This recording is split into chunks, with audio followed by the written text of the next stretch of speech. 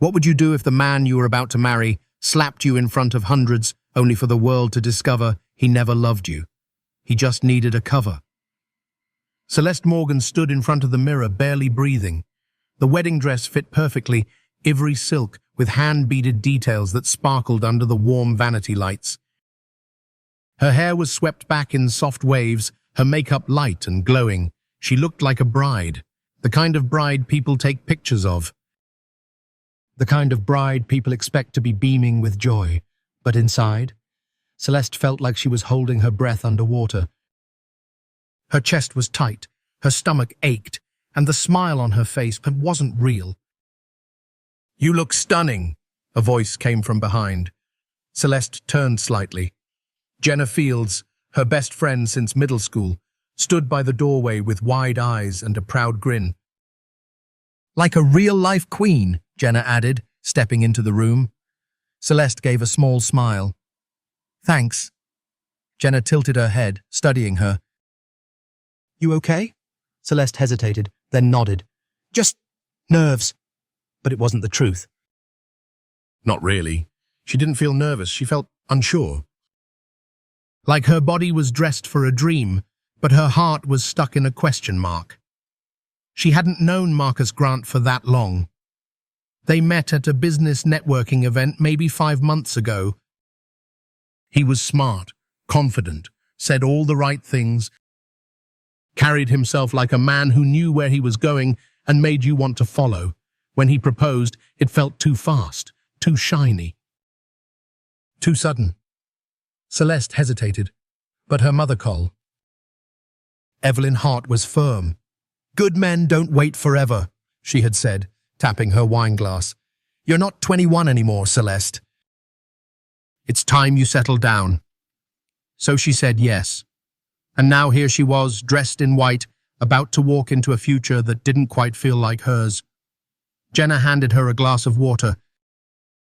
"You're just scared," she said gently. "Every bride gets cold feet." "Yeah," Celeste murmured. "Maybe." But she didn't believe it. Because this feeling, it wasn't fear. It was warning. Marcus hadn't always been wealthy. He came from a solid, middle-class family, much like Celeste. But in the past couple of years, something had changed. Suddenly, he was flush with money. A luxury condo, designer watches, a sleek black sports car. He told people he was in tech, something to do with startups and cryptocurrency.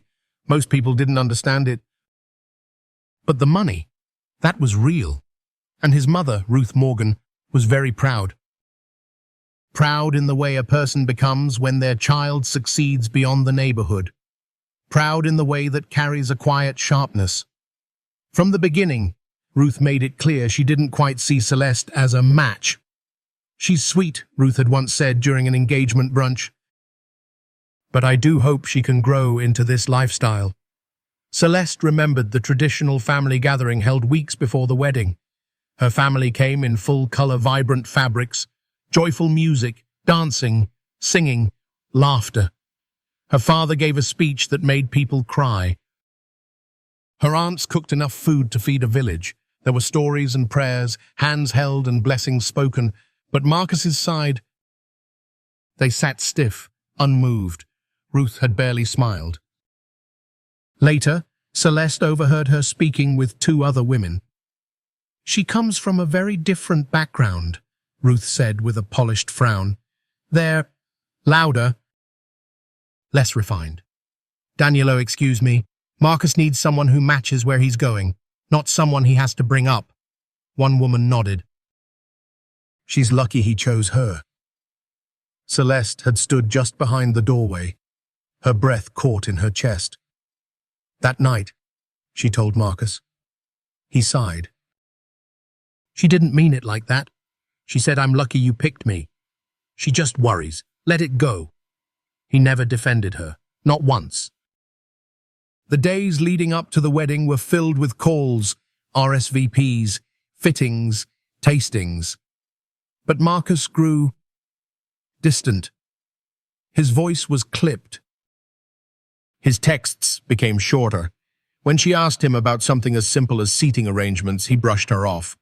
I'm busy, he would say. Just handle it. Celeste tried to tell herself he was just overwhelmed. Weddings are stressful. Maybe he was nervous too. But deep down, something kept whispering. This isn't love. This is performance. Now, alone in the bridal suite, Celeste stepped away from the mirror. She reached for the door. She needed air, just a walk down the hallway. A breath away from the perfume and the pressure. As she stepped into the corridor, voices floated around the corner. Two men. One of them sounded familiar, Marcus's cousin maybe, the other, older. She's pretty, the older man said. Yeah, the younger one replied. But you know Marcus, he's not really trying to settle down. He just wants to look good on paper. The older man chuckled. Responsible image? Exactly, the voice said. Celeste's perfect for that. Quiet, malleable, not the type to snoop around. Celeste froze. Her blood ran cold. She backed away before they saw her. Her hands were shaking. Her breath was uneven.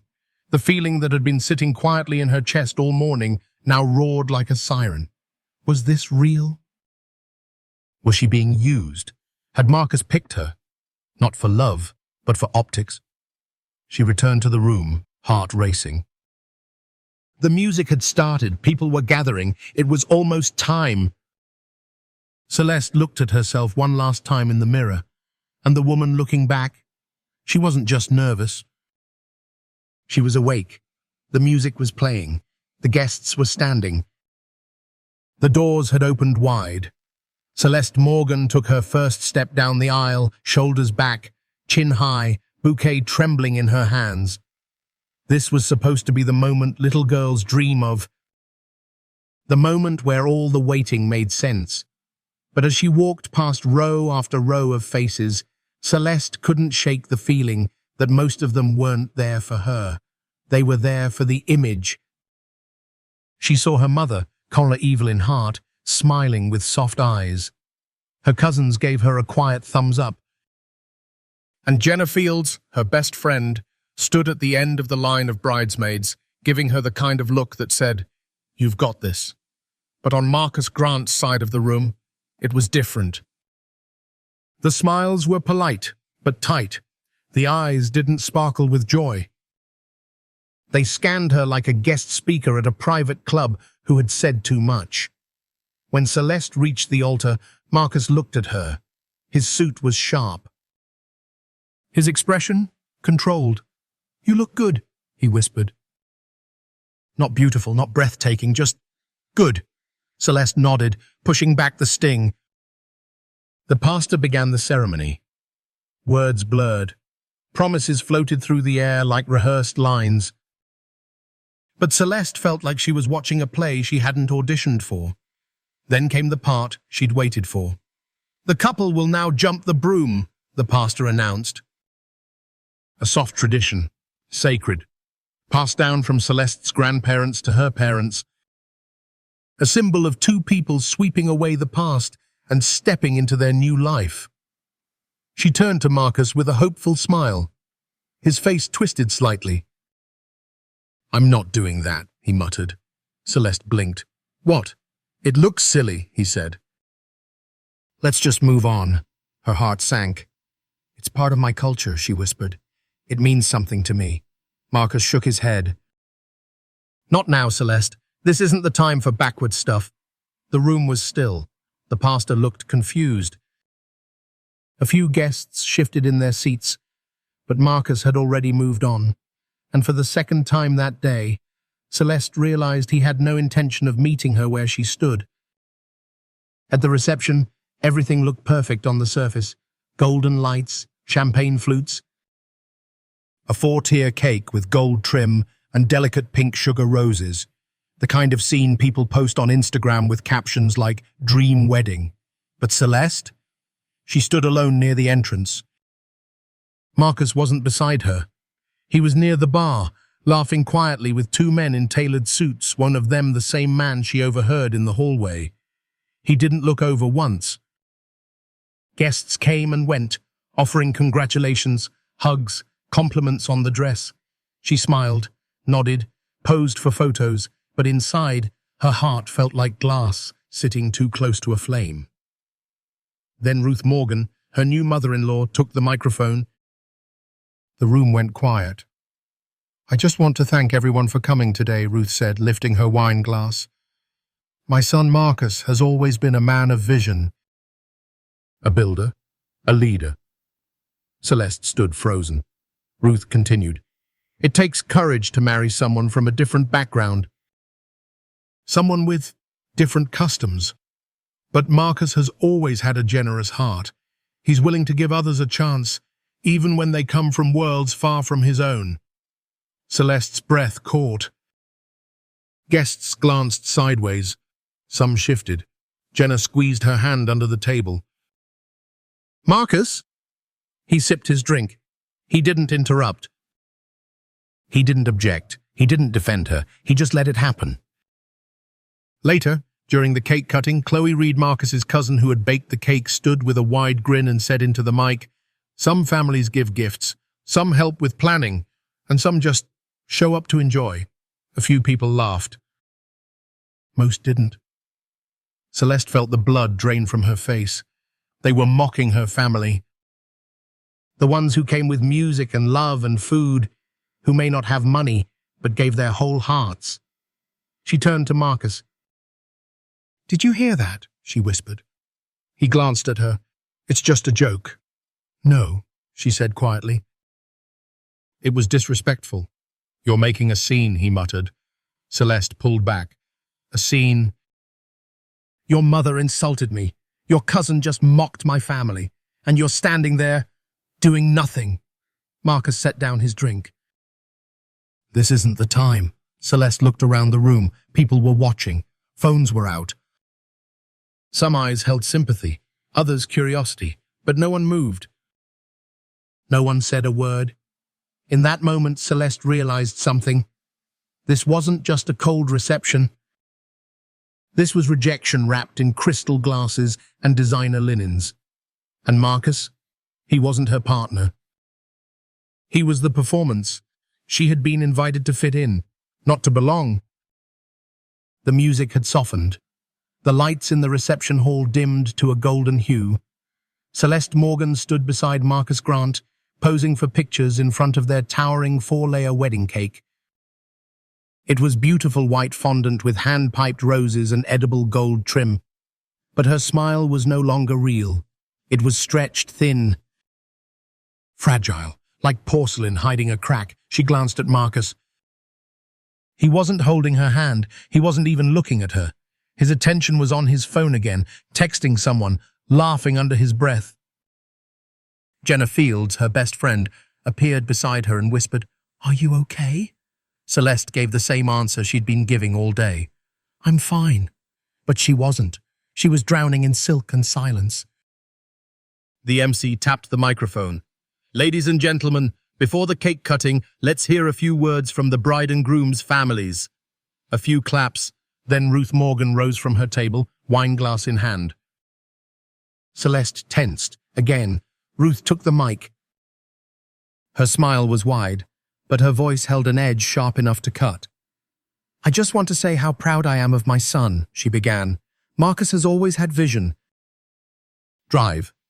He's built something special with his life." She turned slightly, her gaze sweeping towards Celeste. "And today, he's chosen to take a bold step, to extend his heart beyond familiarity, beyond culture, beyond expectations." A murmur ran through the crowd. Celeste froze. Ruth continued. "It takes a generous man to embrace a life so different from his own, to lift up, to reach across worlds, especially when they are not his own." Silence. Tight-lipped guests. And Marcus? He said nothing. Did nothing. Celeste looked at him. He didn't even look up. They moved on to the cake. Jenna helped fluff the bottom of Celeste's dress. The photographer guided them gently into position, camera flashing. Then Chloe Reed, Marcus's cousin, and the one who had baked the cake, stepped up to the mic. I just want to say, Chloe began, flashing a too bright smile. This cake, like this marriage, is made with care, love, and effort. A few polite nods. But let's be honest, she added with a grin. Not every family contributes equally. Some give money, some give help, and some just show up for the food. There was a beat, then a few chuckles, then silence. Celeste's heart dropped. Her parents, her aunts, the cousins who had traveled by bus, the friends who had brought homemade food to the engagement dinner, the ones who had nothing but gave everything. She turned to Marcus, her voice low, shaking. Did you hear that? He blinked at her. It's just a joke. No, it's not. You're making this bigger than it is. No, she said, her voice rising slightly. Your cousin just disrespected my family again, and you're standing here pretending it doesn't matter. Marcus exhaled loudly. Can we not do this right now? I'm tired of swallowing it, Marcus, she said. I stood there while your mother insulted me, while your relatives laughed. And now this? Marcus narrowed his eyes. Drop it, Celeste. No. You're embarrassing yourself. No, Marcus, you are. She stepped back from the cake. The guests watched. Some whispered. Marcus took one step forward, his jaw clenched. Then it happened. His hand rose quick, sharp, and slapped her across the face. The sound echoed through the room like glass breaking. Gasps. A fork dropped to the floor. The music stopped mid-note. Jenna stood up, shocked. Colin Evelyn Hart Celeste's mother stood too, frozen. The room held its breath. Celeste didn't move. She didn't cry. She simply placed her hand to her cheek, warm and stinging, and looked at Marcus. He looked stunned at what he had done, but he didn't apologize. He didn't reach for her. He said nothing. Celeste turned toward the guests. Some looked horrified. Others were filming. One woman was already crying silently behind her glass. Celeste walked to the DJ table. The DJ, confused, stepped back as she reached for the microphone. She turned to face the room, her eyes wide, voice steady. I should have walked away sooner, she began. I ignored the comments. I explained away the silence. I let love convince me to shrink. Her voice didn't shake. I thought staying quiet was strength. I thought being a good woman meant swallowing pain. She looked at Marcus, who still hadn't moved. But now I know. Love doesn't look like this. She held up her left hand, slowly pulled off the wedding ring. I choose me. She placed the ring gently on the cake table. I choose peace. I choose freedom. This wedding is over. The room erupted not in applause, but in silence. The kind of silence that follows a storm. The kind of silence that comes when truth finally takes the mic. Celeste handed the microphone back, turned, and walked out head high, shoulders square, not a single tear falling. Outside, the air was cool. Jenna chased after her. So did her mother. Colonel Evelyn Hart wrapped her in a hug, whispering, You did the right thing. Celeste stood in the middle of the parking lot, still in her gown, mascara smudged, cheek red, but she had never felt stronger. For the first time in a long time, she felt free. Celeste Morgan sat on Jenna's couch, wrapped in a soft grey blanket, her face bare, her body still in shock. Just hours ago, she had stood beneath a crystal chandelier beside a man she almost married, with dozens of eyes watching. She had been slapped in front of everyone she knew, and now she was in an oversized t-shirt, drinking ginger tea from a chipped mug, her hair messy, her body numb. Jenna didn't say much.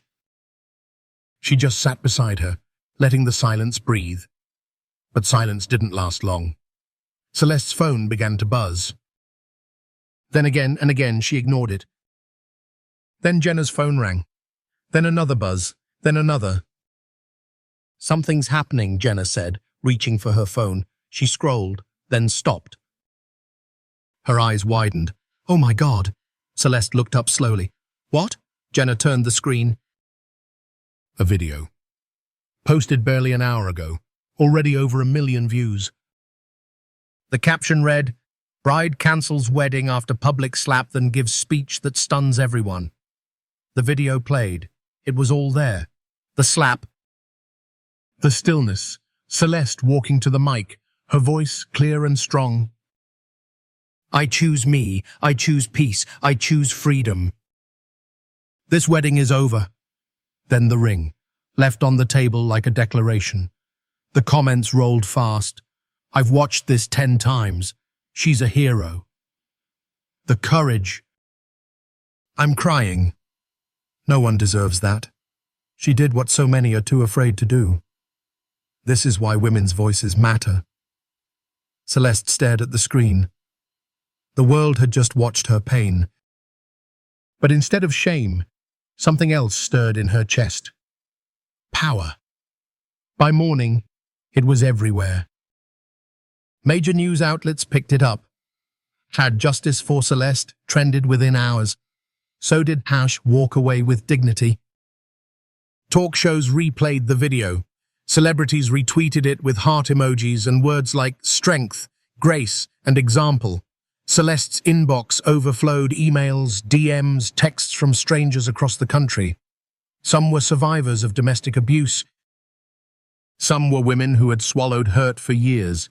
Some were men who said, "I needed to see this. Thank you." One message simply read, "You gave me permission to leave." Across the city, Marcus Grant's phone buzzed too. But not with support. His name was trending, but not for the right reasons. Headlines screamed, "Groom slaps bride at wedding, she walks out with dignity."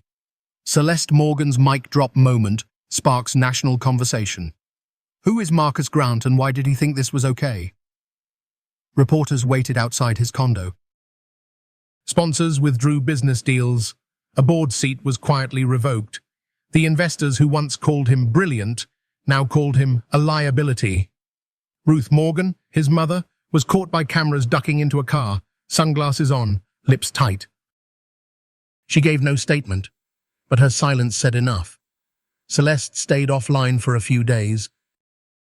Jenna handled the noise, the requests, the press. Celeste needed space. To cry. To breathe. To understand the magnitude of what had happened.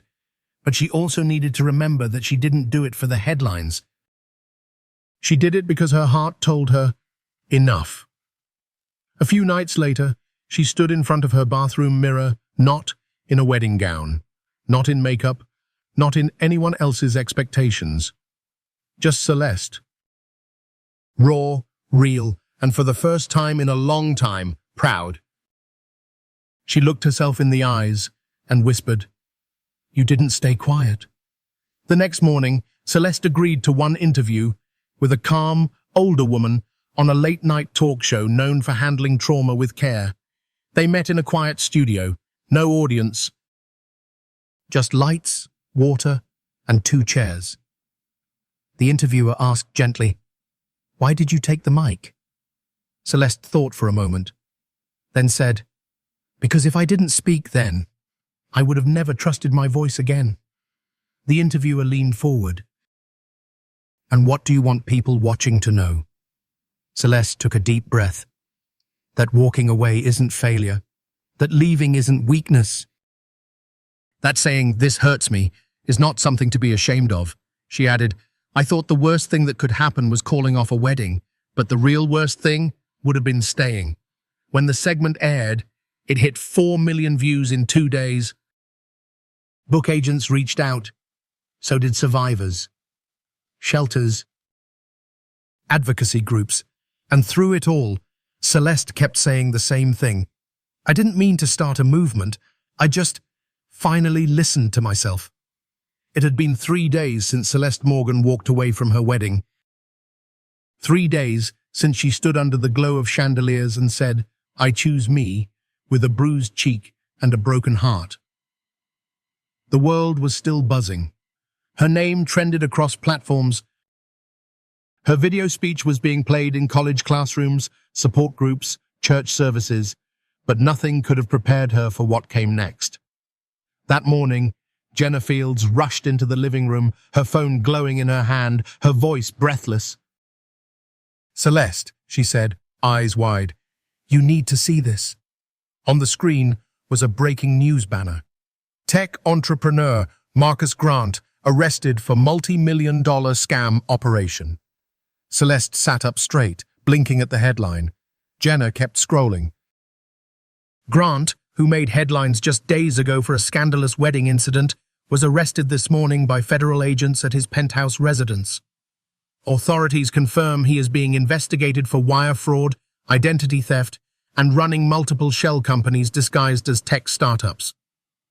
Investigators allege that Grant built a complex network of fake websites, fraudulent investment platforms, and dummy corporations to launder stolen funds. Celeste stared at the screen, her mouth slightly open. Her heartbeat pounded in her ears, and then came the line that shattered the last illusion. Sources close to the investigation say Grant staged his wedding to improve public perception and present a facade of personal stability amid growing suspicions. Celeste's breath caught. The pieces began falling into place, his vague job answers, the odd men always around, the rushed engagement, the pressure to go through with the wedding, no matter her doubts. She remembered that voice she'd overheard before the ceremony, the groomsman's words. "He just wants to look responsible. She's perfect, quiet, loyal, won't ask questions." She had brushed it off. Told herself it was just nerves, but now she saw the truth. She wasn't chosen for love, she was selected for optics. Marcus never loved her. He needed a bride the way some criminals need fake names, something to shield them, to make the world lower its guard. And Celeste, kind and trusting, had been the perfect decoy. "I was his cover," she whispered. Jenna sat beside her, gently taking her hand. "No." "You were his target." Tears welled in Celeste's eyes, but not just from heartbreak, from rage. She had given this man her time, her trust, her almost marriage. And all along, he'd seen her as a strategy. That afternoon, news outlets flooded with footage of Marcus being escorted in handcuffs from his luxury condo. Behind him, reporters shouted questions. He said nothing, but his silence was louder than any confession. Ruth Morgan, Marcus's mother, was caught leaving the building, face hidden behind large sunglasses, her signature pearls gone. For the first time in public, she had no comment, no pride, just shame. The woman who once called Celeste unfit was now answering to a world that had turned its judgment back on her family. By evening, federal documents were released. Marcus had been under investigation for nearly a year. But the wedding? That was a twist no one saw coming. He had planned it strategically, hoping a public marriage would calm the scrutiny, make him look grounded, less suspicious. Celeste wasn't just a victim of betrayal. She had been weaponized. That night, Celeste and her mother, Colonel Evelyn Hart, sat quietly in the backyard, watching the stars blink above their heads. "I pushed you toward him," her mother said softly, "because I thought he looked good on paper." Celeste didn't respond right away. "I thought marriage meant safety," Evelyn continued. "That if a man had money, manners, a sharp suit, he'd take care of you." She reached for her daughter's hand. "I forgot the one thing that mattered most. He needed to be good." Celeste nodded, a lump rising in her throat. "He wasn't." "No," Evelyn whispered, "but you were. You still are." The next day, Celeste stood beside her uncle at a quiet family ceremony. A tray of returned bride price gifts sat untouched. No one from Marcus's family came to collect them. Not that they could show their faces. The elder lifted the tray, made a small prayer, and officially ended what was once to be a union. There was no celebration, but there was peace. Later that night, alone on Jenna's balcony, Celeste looked up at the night sky. She thought of the women who had messaged her, the ones who said they were still stuck, the ones who said her speech gave them courage, the ones who didn't even know Marcus, but felt like they had survived him too. She realized something. She hadn't just saved herself. She had exposed something bigger, not just a man, but a mindset. The belief that silence equals strength, that being chosen is worth being controlled, that endurance is more valuable than self-worth. She had broken that lie. With her voice, with her walk, with her choice to leave. It had been a week since Celeste Morgan walked away from the altar. 7 days since the slap. 7 days since she dropped the ring and said, "This wedding is over." 7 days since the world turned its eyes to her and saw not a victim, but a woman who stood tall when everything tried to break her. But this morning, everything was quiet. The headlines had slowed. The comments faded into older posts. The world had moved on. Celeste, though, was still standing still. She sat at the kitchen table of her childhood home, staring at her cup of tea. The same kitchen where she once sat doing homework, the same wooden table her father used to polish every Sunday, the same chair where her mother had once told her, "You need to settle down soon." Now, her mother, Colonel Evelyn Hart, stood at the sink, rinsing dishes in silence. They hadn't spoken much since that night. The hug in the parking lot had been real, but words had been scarce. They danced around the subject, around the guilt, around the weight of "I told you so" that no one wanted to say out loud. Until now. Evelyn dried her hands slowly, then sat across from her daughter. She didn't speak right away. Instead, she looked at Celestially looked, at the dark circles under her eyes, the strain in her shoulders, the distant way she stared at her tea like it held answers. Then she exhaled. "I need to say something." Celeste didn't look up, but she listened. "I'm sorry," Evelyn said quietly. "I pushed you toward Marcus. I thought I was protecting you." "I thought I was doing the right thing." Her voice cracked. "I wanted you to be safe, settled, cared for." Celeste finally met her mother's eyes. "But I forgot the most important thing," Evelyn continued. "You were supposed to love him. Not me, not anyone else, just you." Silence settled between them again, but it didn't feel heavy. It felt honest. "I kept thinking," Evelyn said, "that if a man had status, money, a clean shirt, and said, 'Yes, ma'am,' he was good. But I was wrong." Celeste took a slow breath. "He fooled a lot of people." "I shouldn't have been one of them," Evelyn whispered. For the first time in days, Celeste let herself speak without filters. "You always raised me to be strong," she said. "To use my voice. But when I told you I wasn't sure about him, you told me to push past it." "I did," Evelyn admitted, "because I didn't want you to be alone." Celeste's throat tightened. "But I was alone, in that room, in that relationship. Even with the ring on my finger, I felt invisible." Tears welled in Evelyn's eyes. She reached across the table, resting her hand on Celeste's. "I see you now. I see the woman you are, and I'm proud of you more than I've ever been." That night, they sat outside under the stars, wrapped in soft blankets, sipping warm cocoa like they used to when Celeste was little. "I thought I'd feel humiliated," Celeste said quietly. "But what I feel most is relief." "Good," her mother said. "He was never really mine," Celeste continued. "He just wore the costume well." Evelyn smiled softly. "Your future isn't ruined, it's just rerouted." They laughed a little. It was the first laugh Celeste had let out in days. In the following weeks, Celeste took time to breathe. She moved into a small, sunny apartment not far from Jenna's place. The curtains were light blue. The kitchen smelled like lavender and old books.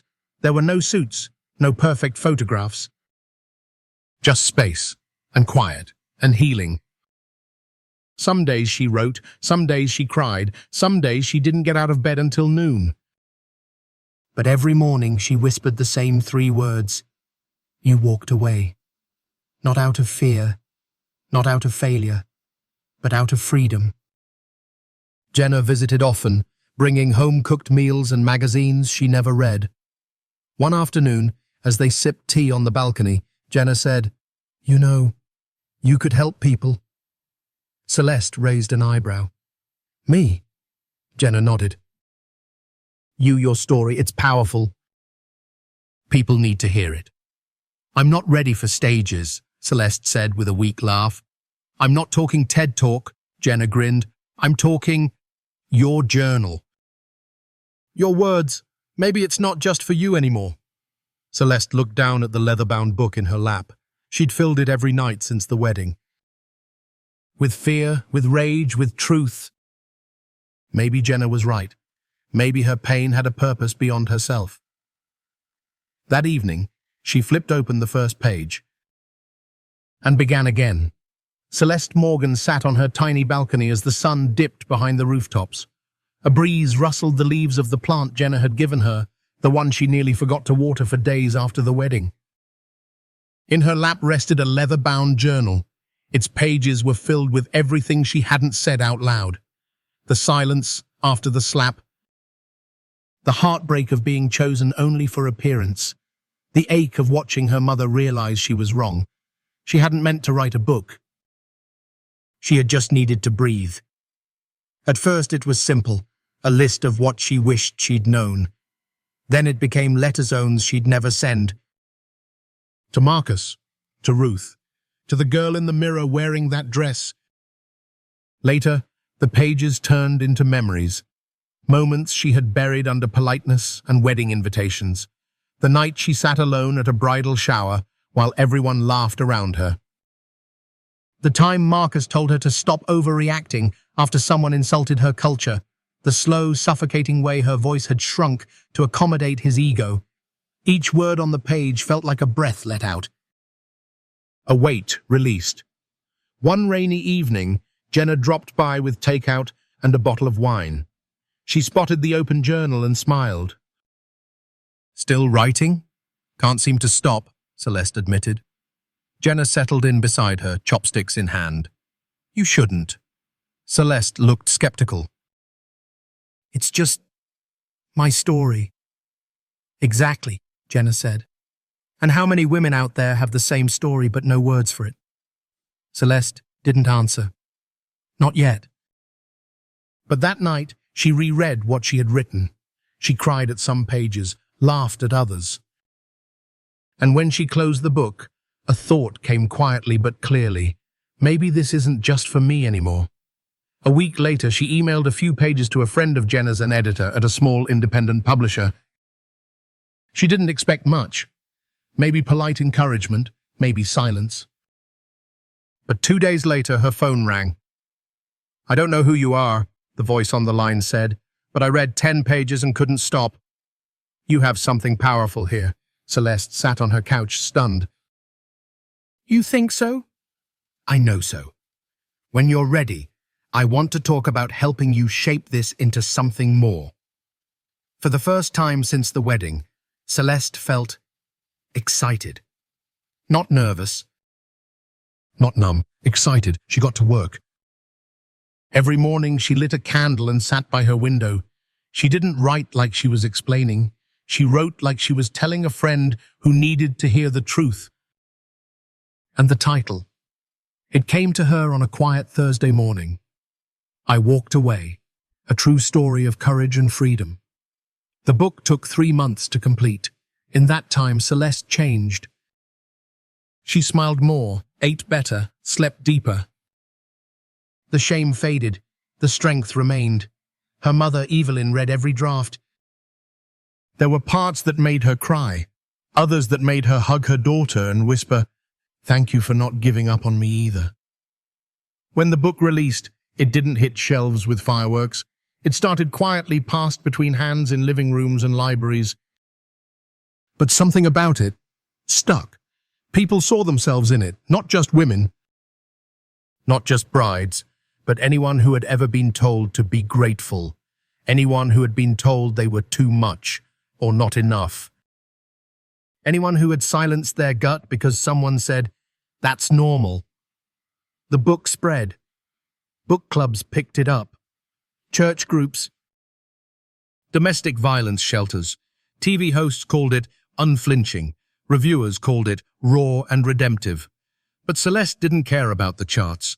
She cared about the messages. The woman who wrote, "Your story gave me the strength to pack my things and leave before it was too late." The man who said, "I didn't know emotional abuse could feel like this until I read your pages." And the teenage girl who posted a video online, holding the book and saying, "She made it out. So can I." Jenna watched the wave of support in awe. "You started a movement," she told Celeste one night. Celeste smiled gently. "No, I just finally told the truth." Jenna raised a glass to telling it louder. That night, as Celeste sat alone on her balcony again, she held a new copy of her book, her name on the cover, her pain in the ink, but also her hope. She ran her hand over the spine and whispered softly, "This was never just a wedding story. It was a survival story, a rebirth, a reminder that walking away isn't weakness, it's the beginning of walking back to yourself." It started slowly, a few more emails, then a feature in a local women's magazine.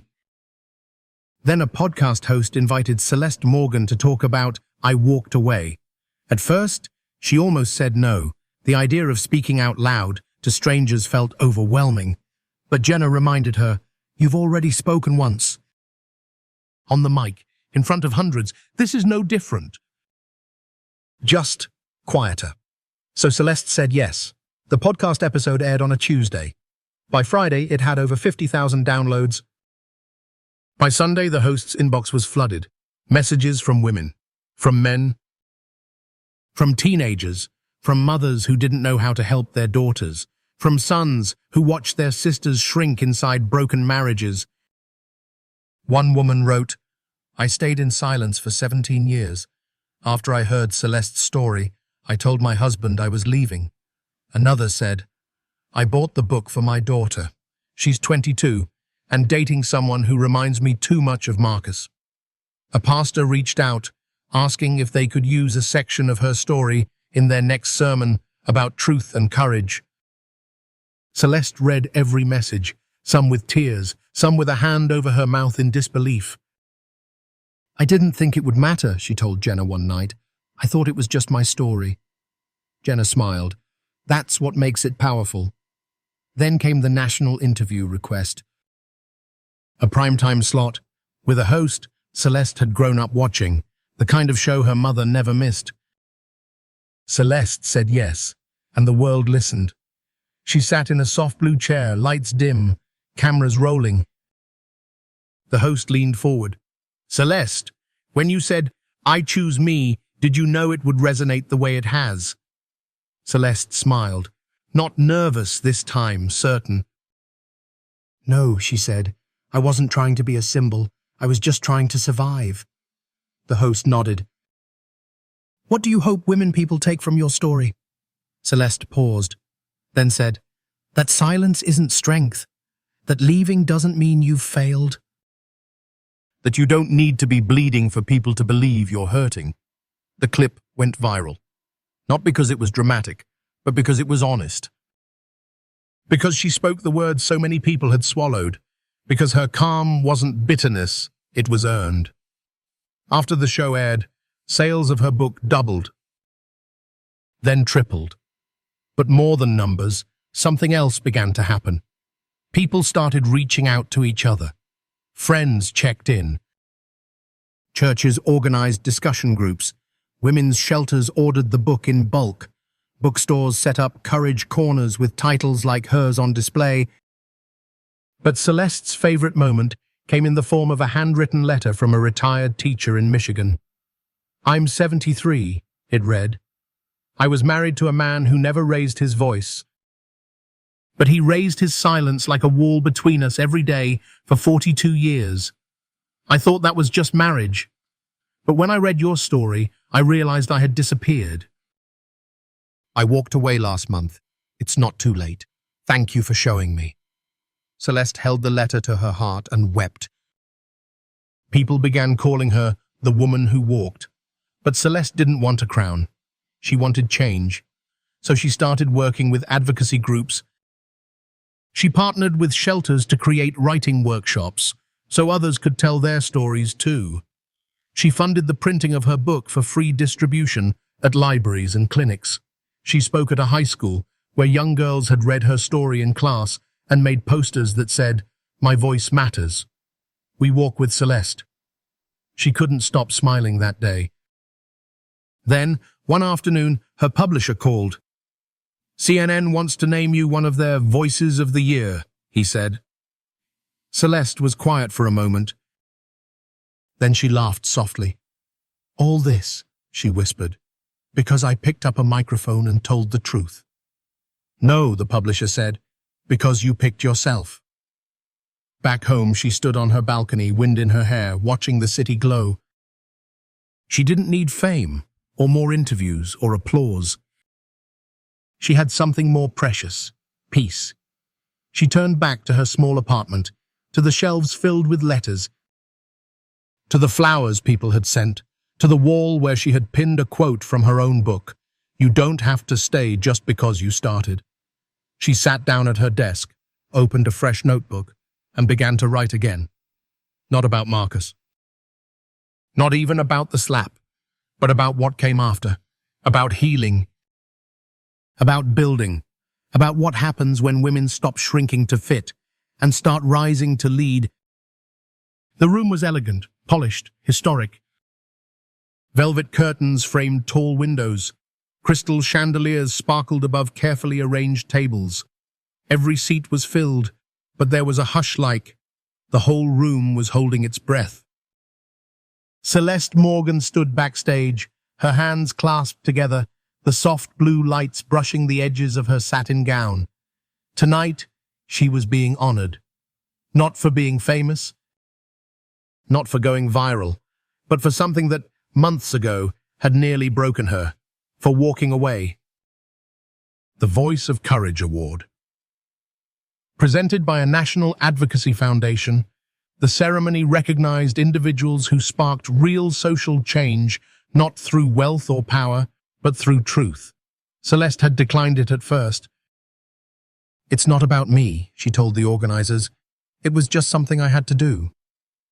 But the letters kept coming, from people who didn't walk away, from those who couldn't, from those who were still trying. And she realized, if I accept this, it's not for me. It's for them. As her name was announced, the room stood in ovation. Celeste walked slowly to the stage, heart pounding, not with fear, but with gratitude. She took the microphone in both hands, looked out over the crowd and spoke. "When I first picked up a microphone," she began, "it was at a wedding I didn't finish." Soft chuckles. She smiled gently. "I didn't know then that I was stepping into the rest of my life. I wasn't trying to start a movement. I wasn't trying to go viral. I was just trying not to disappear." A hush fell. Celeste continued, her voice clear. "I'm grateful for the attention this story has received. But I need you to know, there are thousands, millions of women and men who didn't get a microphone, who never got the chance to walk away. Some are still trapped. Some didn't survive." She paused. "In accepting this award tonight, I carry their names with me." She reached into her pocket and unfolded a small, worn sheet of paper. "These are the names of 17 women I've spoken with since my book came out. Some left, some are still figuring out how. One didn't make it." Her voice broke gently, but she kept going. "I want to say their names because this stage should belong to them too." She read them one by one, first names only, then folded the list and held it to her chest. "I don't stand here tonight as a hero," she said. "I stand here as proof. that leaving is possible, that truth matters, that even when your voice shakes it can still change everything. The applause rose slowly, first quiet, then standing, then sustained. Celeste stepped back, tears in her eyes. After the ceremony, she stood by the tall windows, looking out over the glowing skyline. People approached her, lawmakers, activists, survivors. Some hugged her. Some just nodded, unable to speak. One woman, maybe in her 60s, approached with trembling hands. "I've been married for 41 years, she whispered. "I always thought I was too old to start over, but you made me wonder if maybe I'm not." Celeste smiled, gently taking her hand. "It's never too late to choose peace," she said. That night, back in her apartment, Celeste kicked off her heels, pulled on a sweatshirt, and sat at her desk. The award sat on the shelf beside a stack of unopened letters, but she didn't reach for the trophy. She reached for her journal and wrote, "Tonight, I was honored, but I'm still me." The girl who stood in a wedding dress and said no more. The woman who kept writing even when the world quieted down. "I don't want to be remembered for the slap, or the mic, or the dress. I want to be remembered for the fact that I didn't run away. I walked on my own terms, and I kept walking for the ones who couldn't." She looked over at the photo pinned to her wall, her and Jenna, smiling in the kitchen the day the book came out. Underneath it, a quote on a sticky note. "We tell the truth not because we want attention, but because someone else needs it to survive." She turned off the light, crawled into bed, and let sleep take her not as a survivor, but as a woman who had taken something broken and built a bridge from it. For herself and for others. It started with a single room, a rented space above an old florist shop on the edge of town. The windows were large, the floors creaked. There were no signs on the door yet, just a handwritten note taped to the glass, a safe space to write, to speak, to begin again. Celeste Morgan called it the walk room. At first, she thought only a handful of women would show up. She brought 5 chairs, some tissues, a kettle for tea.